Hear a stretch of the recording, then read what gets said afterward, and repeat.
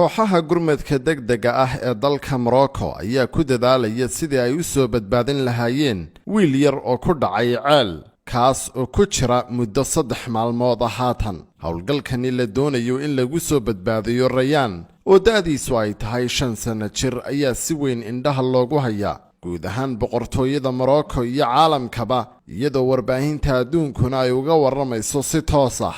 wiilkani ayaa ku dhacay god dheer kaasi oo lagu sheegay inuu hoos u qodan yahay 32 mitir oo u dhiganta 100 cagood maalintii Salaasadii, iyadoo samata bixiyayaashuna ay ku dadaalayaan sidii ay god kale uga qodi lahaayeen isla markaana ay hoosta uga daloolin lahaayeen godka uu ku jiro wiilkan yar kaasi oo weli nool.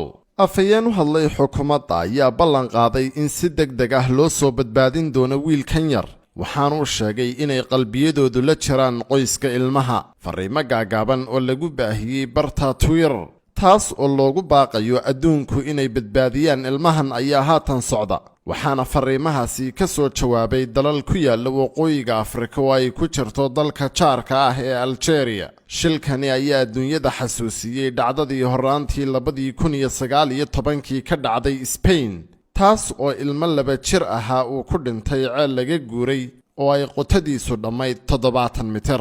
Axmed Maxamuud Yuusuf, Telefishinka Saab.